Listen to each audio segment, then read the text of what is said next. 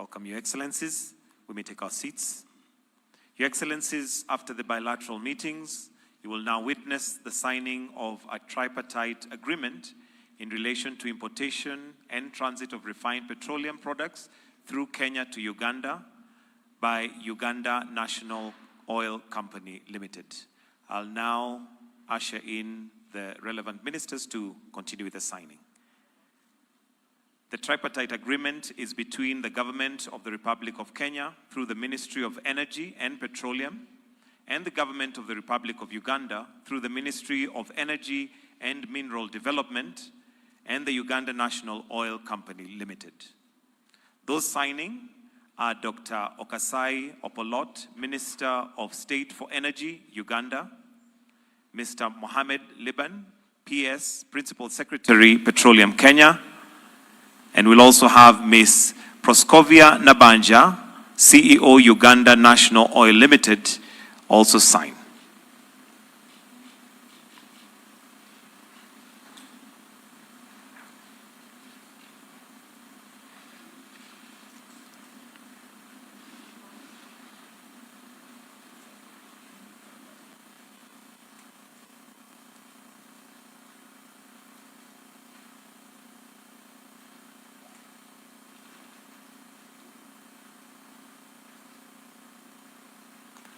We'll also invite Ms. Proskovia Nabanja to sign, as it's a tripartite agreement.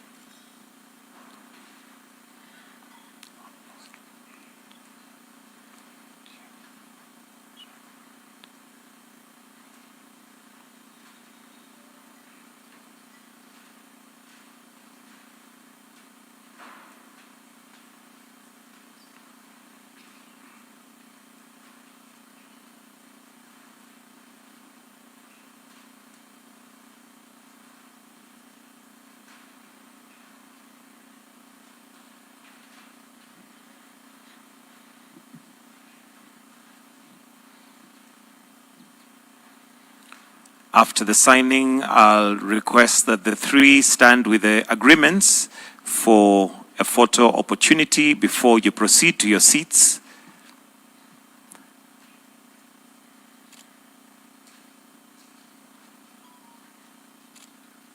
We can clap for them or for us. And after that, I'll request that you kindly take your seats.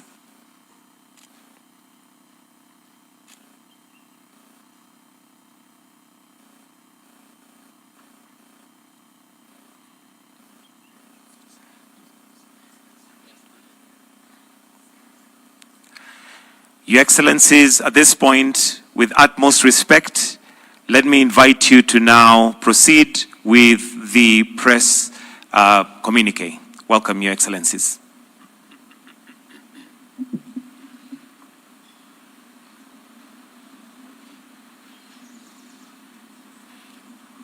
At my invitation, His Excellency President Yoweri Museveni honored us by undertaking a state visit to Kenya. His visit underscores the profound significance we, as leaders, attach to the bilateral relations between Kenya and Uganda, and to our shared commitment to further develop and grow our relations. Kenya and Uganda are firmly united by relations deeply rooted in shared history, culture, and aspirations for regional peace and prosperity. We recognize the importance of maintaining strong bilateral relations and are committed to expanding them for the mutual benefits of our two nations and our two peoples.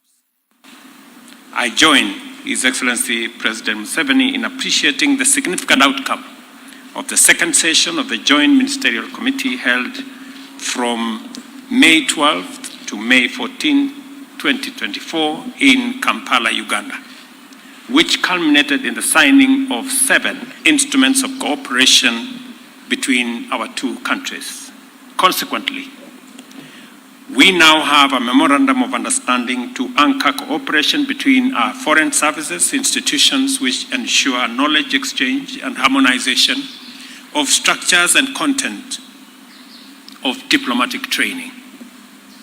We also have MOUs on cooperation of public service and development, whose objective is to enhance service delivery by our two public service institutions. In addition to this, an MOU to facilitate cooperation in youth affairs has been signed, which enables us to optimize the capabilities of our youthful democratic groups by obliging the two countries to implement innovative national policies and programs relevant to young people. Contextualizing that particular MOU is our joint hosting of the Africa Cup of Nations later in 2027, that was jointly canvassed by the three East African countries, and the continued cooperation between our countries in sports. Further, the JMC witnessed the signing of an MOU on cooperation in sports, demonstrating the seriousness we both attach to sports promotion and development in the mobilization of investment that unlocks the potential of the sports sector. This instrument is even more timely as we lay the groundwork for jointly hosting the 2027 edition of the Africa Cup of Nations tournament. Additionally, we have an instrument to guide our strategic cooperation in education, training, and science, as well as MOU in small and medium-sized enterprises and gender equality and women's empowerment. Finally, as we have witnessed, the tripartite agreement on the importation and transit of refined petroleum products through Kenya to Uganda, whose signing we've just witnessed, enables Uganda National Oil Company Limited to import refined product commodities directly from producers in different jurisdictions, thus bringing to an end the challenges faced by the sector in Uganda. We will continuously provide support to make sure that this new agreement is implemented, is functioning, and is mutually beneficial. It is in our place as Kenya to support Uganda to achieve its aspirations when Kenya is called upon. We are confident that these instruments will consolidate our strong relations and anchor it on a transformative trajectory. As leaders, we are committed to implementing all our obligations in order to reap their full benefits. Let me also confirm that we have agreed in the joint communique that's going to be issued later on making sure that trade between our two countries is unimpeded either by tariff or non-tariff barriers or levies that are arbitrarily levied. We've agreed that the common principle will be the full implementation of the EAC customs and other infrastructure that support trade between East African countries. And therefore, all the issues around rice and juice and furniture and eggs and chicken and sugar and all the other issues are now resolved. We have also agreed that we will now explore jointly the extension of the pipeline from Eldoret to Kampala that will form the conversation in the next joint ministerial committee. We have also agreed to synergize matters on environment to see how we can build our restoration of degraded wetlands and fragile ecosystems, including our water towers that is currently being undertaken in Kenya, including the planting of 15 billion trees, to see how that can be synergized with what is going, the environmental program that is going on in Uganda, understanding and realizing that climate change has no boundaries. We have also agreed jointly on matters of peace, security, and stability in our region, and we hold common position on what should happen in Eastern DRC, in South Sudan, in the Sudan, in Somalia, and in our region in general. The meeting also emphasized the importance of extending, as I have said, the SGR from Naivasha to Malaba, but all the way to Kampala and DRC as an efficient and sustainable infrastructural artery for the transformation of goods. We have obliged our respective ministers to take joint urgent measures to mobilize resources for the implementation of this regional shared infrastructure and report on progress by the end of this year. As pertains our regional agenda, President Museveni and I appreciated the benefits and power of our close coordination with respect to the East African Community, Intergovernmental Authority on Development, and the Africa Union and other regional organizations, which we recognize as the building blocks for the greater integration of our countries at the continental and international level. I appreciate with tremendous gratitude President Museveni's contribution and selfless dedication to building a robust East African community and transitioning it into a federation of shared vision and values.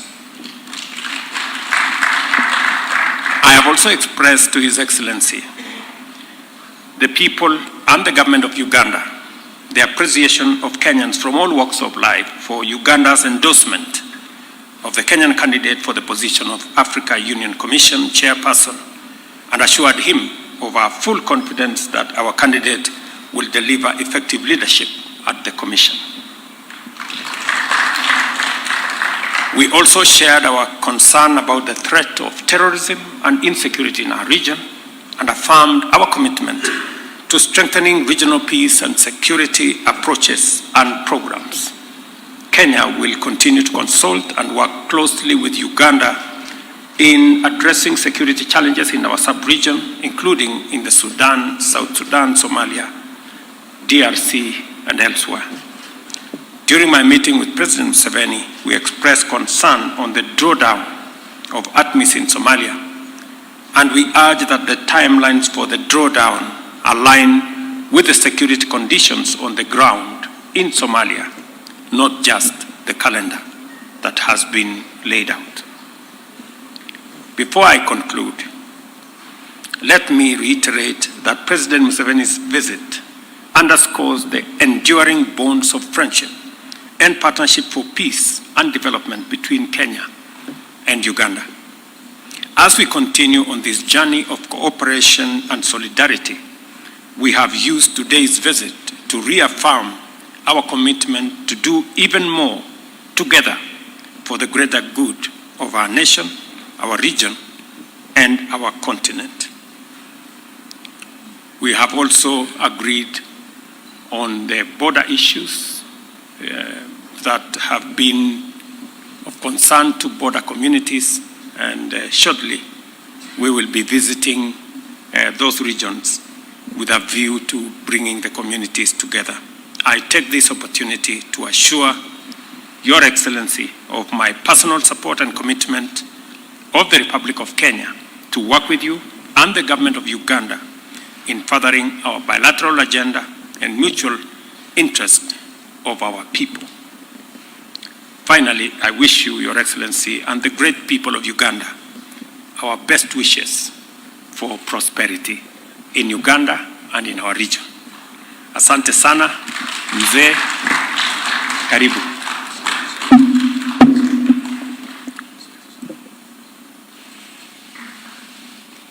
Unaweza kutuongeleza Kiswahili? Oh, very good. Your Excellency, President Ruto, and all the dignitaries who are here,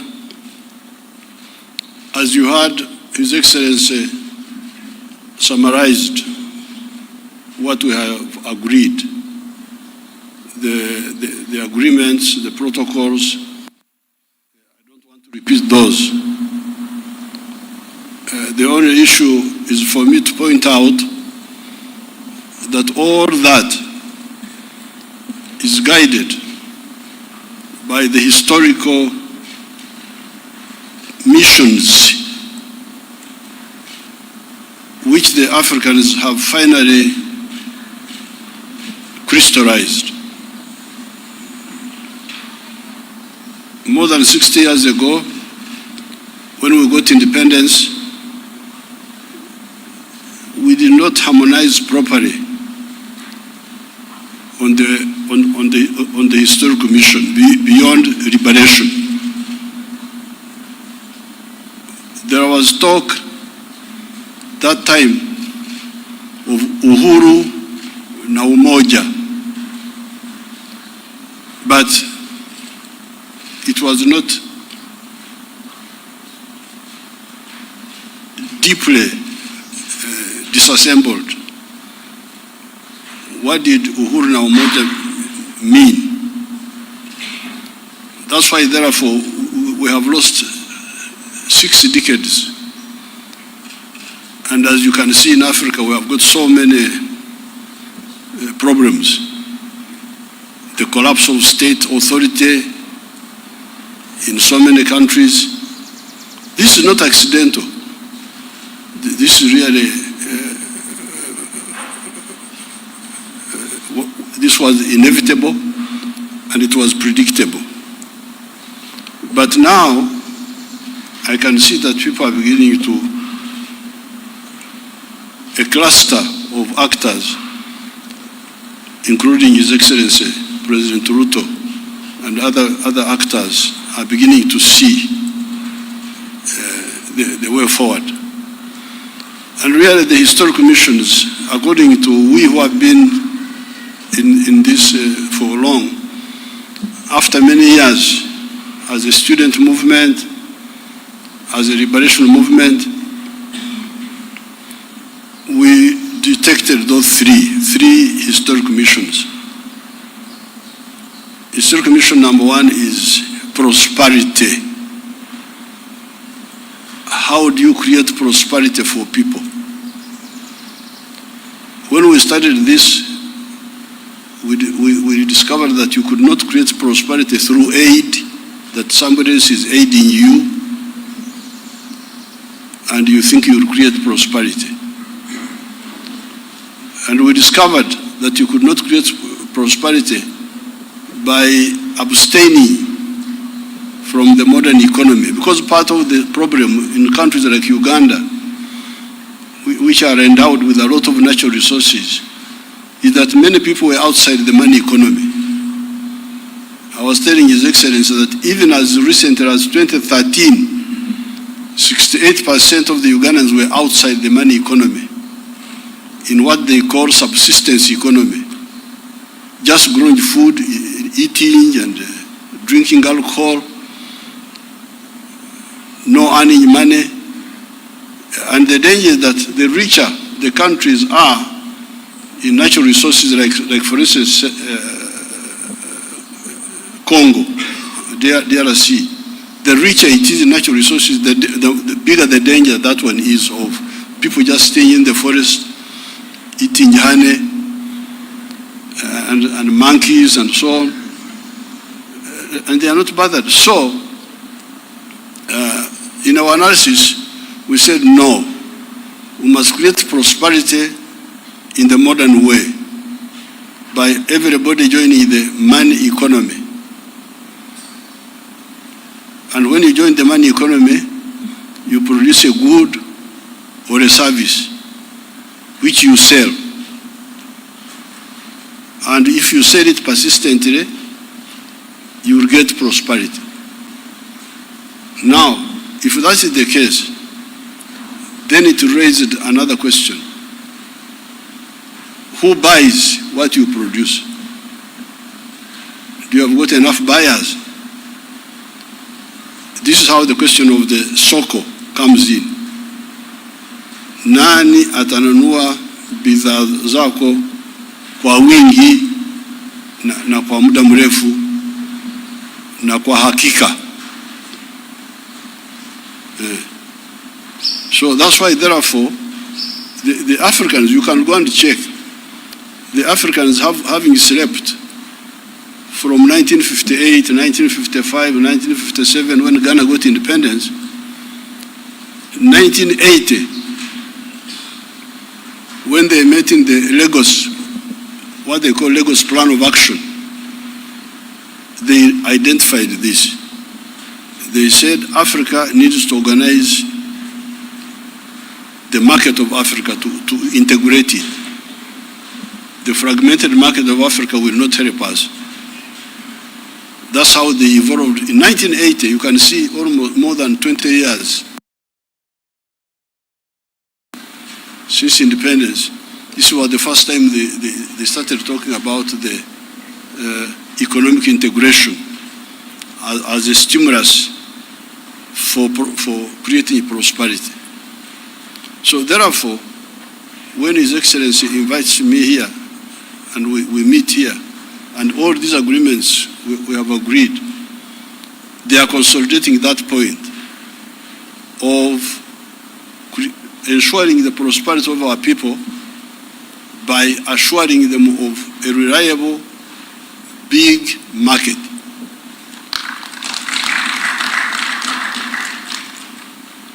Now, these vikwazo are not good for the common market.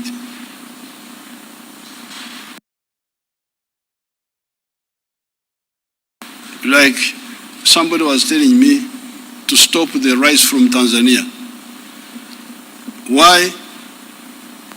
Because I have got some inefficient rice growers in Uganda. Therefore, the answer is nikatai mpunga mzuri tena wenye bei nafuu kutoka Tanzania kusudi nitetee hawa wavivu ambaye hawaweza kutupatia mpunga kwa gharama nzuri. So I said, no, I can't do that, because if I do that, I'll be committing 3 sins. Kwanza, to make a child not grow properly. So that Tanzanian rice grower will now no longer grow as much as he would have done, because on merit, not because he's protected.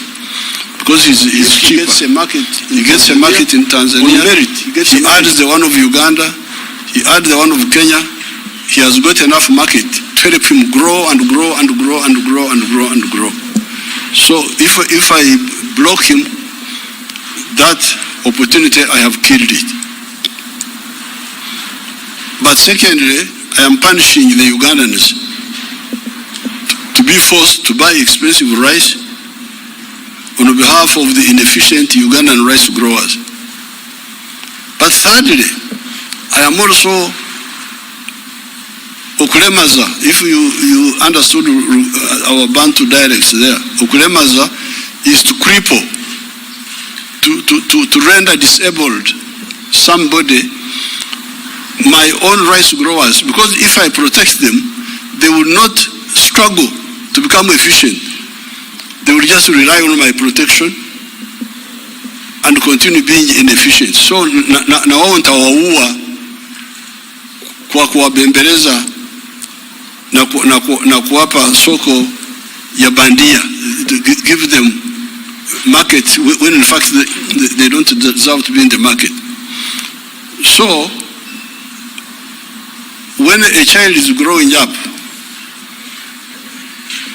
in our tribes there, and the child is beginning to stand up. They stand up and fall down. So in our tribes there, in Baganda say, Bagamba Tia Baganda, Tengerera, Tengerera, Tengerera. The child is standing and falling. You encourage him to stand up. You don't say fall down and stay there. I don't know how there was Wasahili and our Kikuyu here say that. When the child is young and trying to stand up, you say you encourage him to continue standing. You pray standing. So I don't want to mislead my inefficient. For instance, the sugar growers in Uganda, they are inefficient because they are growing sugar on a high altitude. Uganda is a high altitude. It is more than 1,000 meters above the sea. And apparently, sugar cane does not yield much sugar when it is in a high altitude. It yields sugar better when it is near the ocean. I hear they recover only 8% of the sugar cane, while these other ones can go up to 14, 15, I don't know what. Brazil, you can check. So, we should tell our sugar people to shift. There's another part of Uganda where they can produce sugar better, which can give a higher yield. So this is point number one, integration about prosperity. You can have a rich part of the world which is poor because it is badly organized. Latin America, those countries of Latin America, they have got more natural resources than the United States of America. They have more forests, bigger rivers, the Amazon, more minerals. But why are they miserable? Because they are so badly organized that you can't succeed in business. You are in a small country, El Salvador, Nicaragua, Honduras, 3 million people, Haiti, I don't know what. They are rich in presidents, rich in ministers, rich in ambassadors, but poor in everything else. In the United States, North America, there are only 3 countries there: Canada, United States, and Mexico. The whole continent, only 3 countries. Latin America, I don't know how many there are with the Caribbean. They are as rich in countries as us. Even here we are rich in countries, so republic of this, republic of that, but poor in everything else. So this integration is to fight the battle of prosperity. You should understand this. Because if somebody is efficiently producing something, and we support him, he will grow and grow and grow and grow and grow. And another one from Uganda will also grow in something else. Another one from Tanzania. They used to call it, I don't know whether they are still teaching it in the universities. It was called comparative advantages. It was being taught in the universities. I don't know whether they are still teaching it. That we specialize according to comparative advantages. But they just talk about it in the classroom and it ends there. So this is number one. And that's why we support COMESA, which was a building block to the African continental market. But now, you can have economic prosperity, but you remain weak. When Hitler overran Europe, some of those countries were developed. Belgium, Denmark, even France was developed, but it was overrun by Hitler. So, apart from prosperity, there is the issue of strategic security. How can Africa be strategically secure? How can we be strategically secure? Now we are here some people have gone to the moon. Here, we are here on Earth here. Some people are on the moon, they are looking at us. Like insects, like when you are looking at, there are these insects which eat sugar. You are just looking at them. They don't know that you are looking at them. Anytime you can spray them with the insecticide and they die, they don't even know. It's a good thing, it is also a good thing to be ignorant. Because when you are ignorant, you are not worried. You can die comfortably. But how can we have this imbalance? The Americans have gone to the moon. The Russians went there. The Chinese have gone. The Indians have gone recently. We are the only ones here now. But now the question is, can Uganda afford to have a space program which takes us to the moon, even if we are a developed country? Because the UK is a developed country, and France, but they have not been to the moon. They are still here with us. UK also, they are here. Now, it is the newcomers like the Indians have gone to the moon. So that's why we said in our movement, we say, you people, apart from economic integration for prosperity, you need to address with the issue of strategic security. And the only way you can do it is through political integration. Because even if you are a common market, the army is not one. You don't have one army. Each one has got his small army there. And that's why, therefore, in the case of East Africa, because you may say, if you wanted economic integration and you created COMESA, why did you then revive the East African community? We revived the East African community because it has got an agenda which is further than mere economic integration. If you read Article 5 of our treaty, it says, ultimately, we shall create a political federation. So therefore, for the EAC, our ultimate target is one authority, one government for East Africa.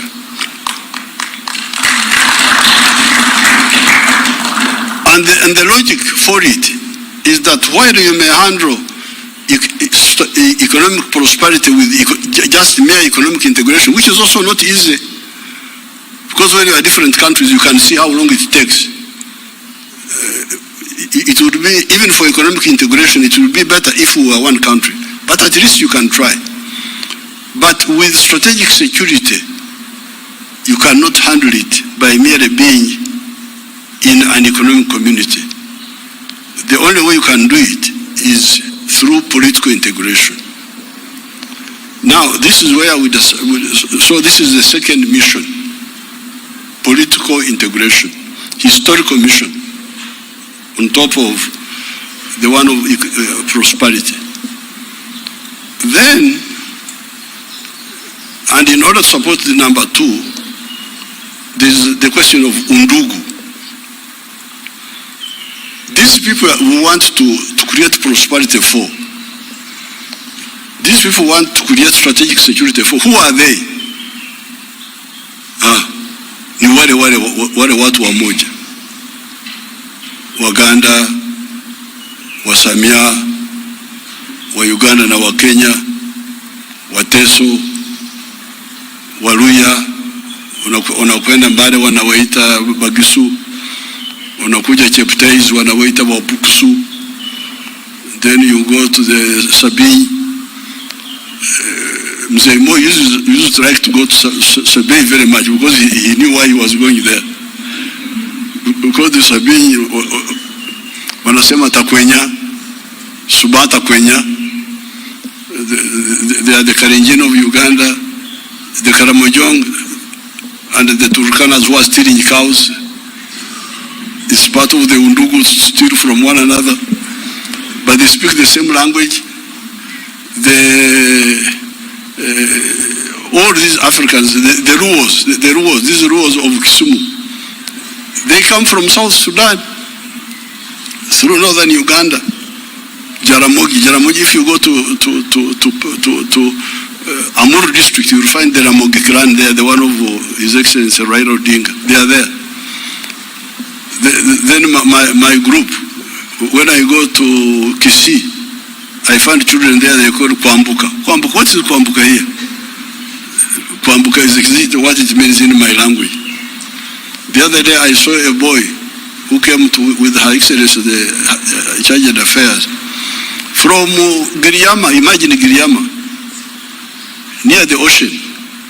The boy is called Karisa. I said, what is Karisa in your language? It means exactly what it means in my language. So, these people, we are begging, please, you people, work for your prosperity. Work for your strategic security by uniting economically and politically. They are the same people.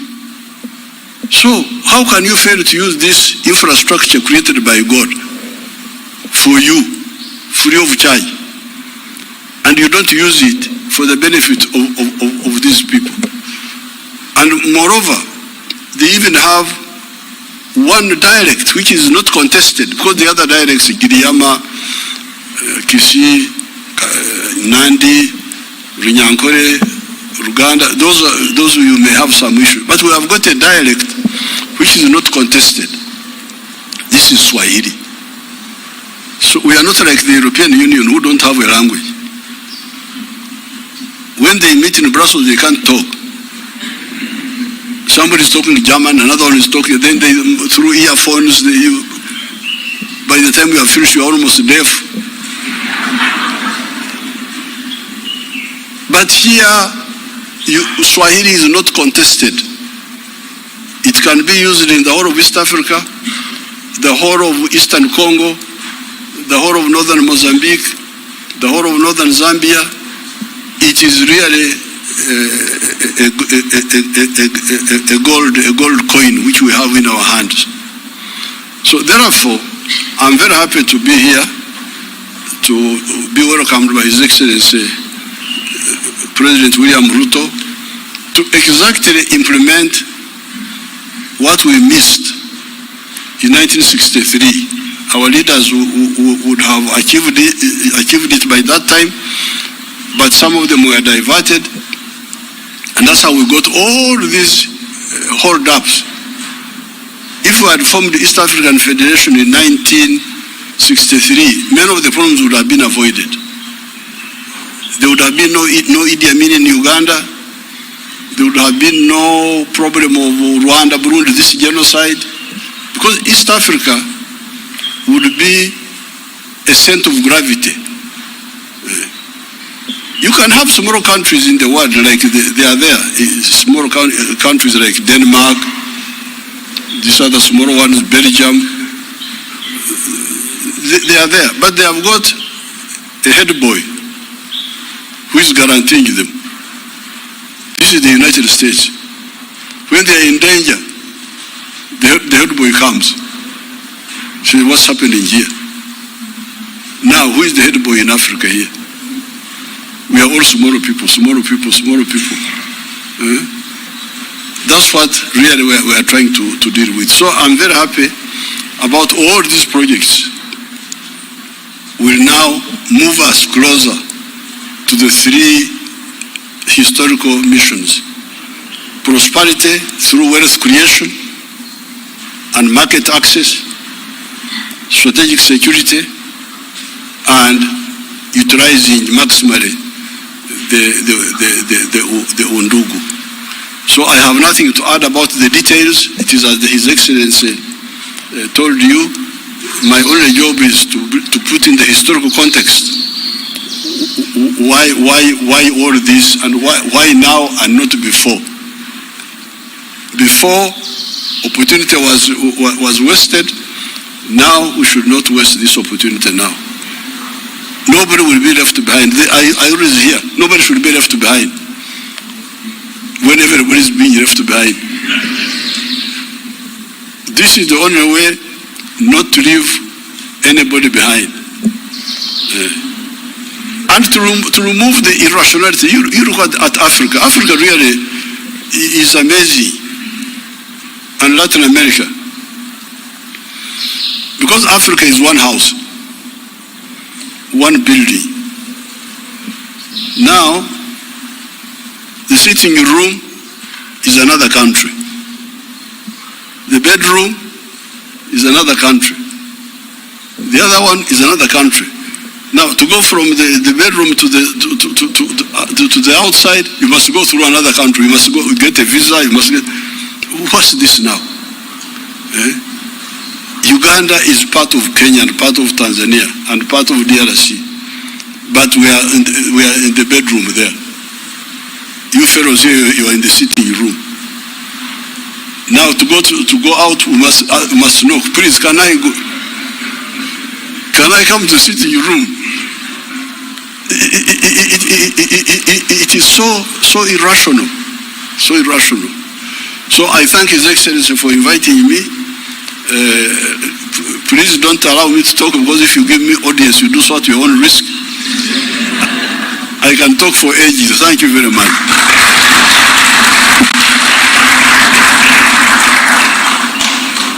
Thank you very much, Your Excellency.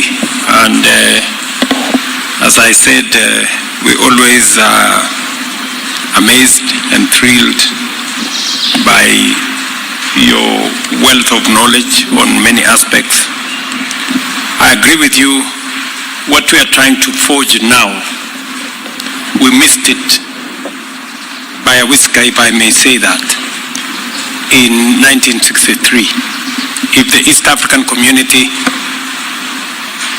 had not collapsed then, we would have a different region by now. But it is said it is never too late to do the right thing. Therefore, I think we are on time. I think it put it in context, since you had said that you are a backbencher Christian and I am at the front.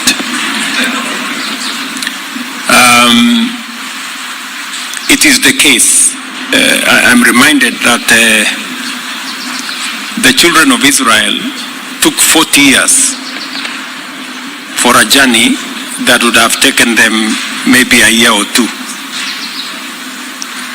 So we may have taken 60 years, but I think we are now going to get it done shortly, and to consolidate the EAC into what we all want it to be.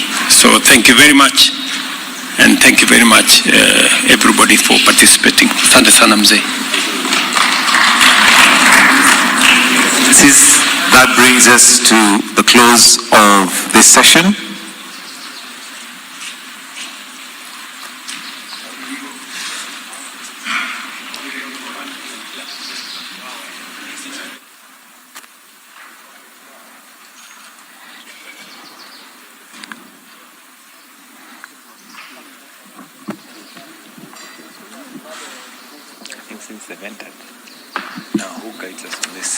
President William Ruto hosting his Ugandan counterpart Yoweri Museveni, this as the two commit to work together on what could have achieved in the previous years, and also foster on incorporation issues including development. This also includes the extension of the pipeline from Eldoret to Kampala, as well as work together in combating effects of climate change. This afternoon we are having a conversation on the effects of the floods that left several people dead and others displaced. We are taking another commercial break. When we return, we have Gershon Mwakazi on set. He is the Director, Disaster Management at the World Vision. We'll be back in a bit. Stay with us.